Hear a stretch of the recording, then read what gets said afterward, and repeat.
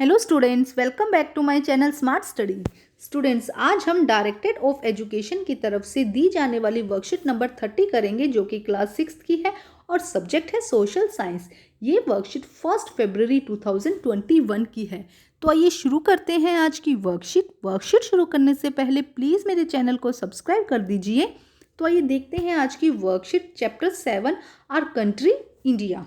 India is a country of vast geographical expand. देखो क्या कहा जा रहा है, जो इंडिया का जियोग्राफिकल एक्सपेंड है, मतलब इसका जो विस्तार, हम एक्सपेंड मतलब विस्तार जो है वो बहुत वास्ट है, बहुत बड़ा है। In the north it is bound by the lofty Himalaya. जो इसका नॉर्थ एरिया ये किससे कवर्ड है बेटा? हिमालय से। The Arabian Sea in the west, और वेस्ट में अभी हम देखेंगे। देखो ये जो पार्ट है ये कौन सा हो जाएगा बेटा? ये हो जाएगा इसका नॉर्थ। जो ऊपरी पार्ट यहाँ से दिखाई दे रहा है, यहाँ जो अरुणाचल प्रदेश और इस तरह का जो पार्ट हो जाएगा, यहाँ पे क्या हो जाएगा? ये हो जाएगा हमारा ईस्ट, इसे हम कहेंगे ईस्ट। इस तरह यहाँ का जो पार्ट हो जाएगा वो क्या हो जाएगा बेटा? वेस्ट। और नीचे वाला पार्ट क्या हो जाएगा इसका? साउथ।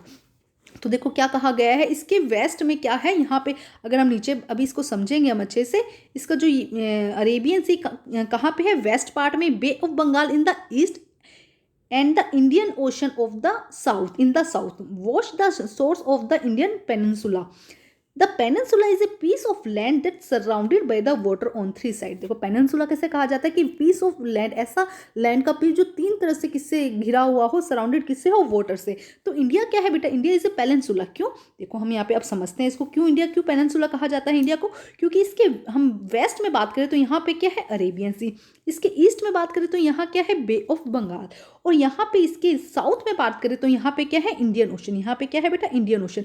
तो देखो यहाँ पे बे ऑफ बंगाल, यहाँ पे अरेबियन सी, और साउथ में क्या है? Indian Ocean. तो देखो तीन तरह से क्या करा है, पानी से घिरा हुआ है, अलग अलग वाटर बॉडी से। देखो Bay of Bengal, Arabian Sea and Indian Ocean. तो इसीलिए इसे क्या कहा जाता है?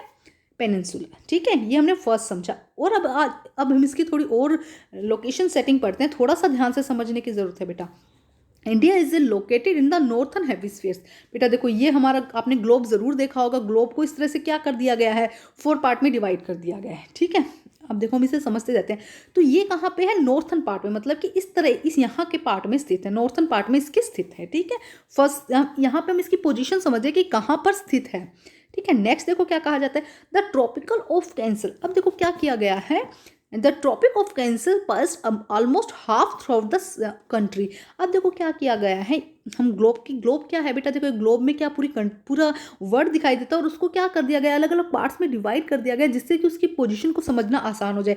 तो अगर हम इसे ग्लोब, जो हमने पिक्चर बनाई, इसे ग्लोब मानते हैं, तो हम देखते हैं कि क्या होगा, ग्लोब को बीचों बीच एक लाइन से डिवाइड कर दिया गया, जिससे कि हमें पता चल जाए ये इसका ऊपरी भाग है, ये इसका निचली भाग है। तो इस लाइन को हम क्या कहेंगे?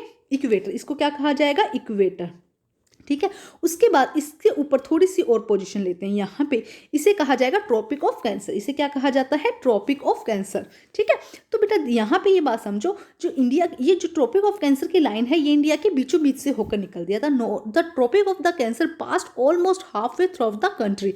ये समझ में, मतलब इंडिया यहाँ पे अगर आप आइडिया लगाएंगे तो यहाँ पे स्थित है। जो ट्रॉपिक ऑफ कैंसर है वो एकदम बीच में से होकर निकलती है।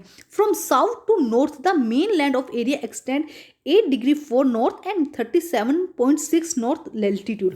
अब देखो क्या कहा गया है बेटा, यहाँ पे ये बात आपको समझनी ज़रूरी है कि जो ग्लोब की जब हमने बात करी, तो ग्लोब को क्या कर दिया गया? अलग अलग पार्ट्स में डिवाइड कर दिया गया। जैसे कि कुछ लाइन इसकी यहाँ पे बना दी गई है, इसी तरह से कुछ लाइन इसकी कहाँ बना दी गई? इस तरह से यहाँ पर बना दी गई है, जिससे कि पूरे कहीं पे भी कोई चीज़ है तो उसको हमने समझ सके। तो इंडिया कहाँ पर है, और उसको अलग अलग डिग्री से, मतलब यहाँ से 0 शुरू करते हुए 10, 20, 25, 50 इस तरह से डिग्री करते हुए इसको पूरा यहाँ तक बना दिया है। थोड़ा बहुत समझ में आ रहा है? क्योंकि अभी बहुत आपके लिए टफ लगेगा ये टॉपिक कि आपको समझना है, लेकिन इजी वे में इसको समझो। जैसे कि अगर हमें अगर सर्कल बना दिया जाए, उस पर हमें डिग्री, जैसे कि हमने मैथ्स में कर भी रहे हैं कि यहाँ पे हमने ऐसे एंगल बना दें अलग अलग, है ना। तो अब हमें पता चल जाएगा कि 90 डिग्री पर क्या है, हम लिख देते हैं ए।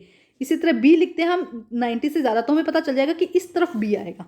इसी तरह क्या कर दिया गया, पूरे ग्लोब को भी क्या क्या अलग अलग एंगल्स में डिवाइड कर दिया गया है। तो ये देखो इंडिया कहाँ पे स्थित है, the from south to north the main land of the India extend between 8 degree 4 north and 37.6 latitude. From the west to east, अगर हम अब वेस्ट टू ईस्ट, ये क्या है इसका? ईस्ट पार्ट है, ये वेस्ट है।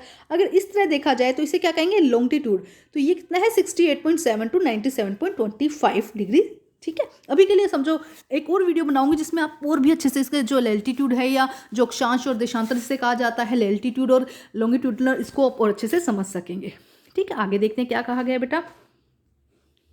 The local time in longitude to 82.30 has been taken as the Indian Standard Time. This meridian or longitudinal are also termed as the Standard Meridian of India. देखो यहाँ पे इस बात को आपको बहुत ज़रूरी से अच्छे से समझना है।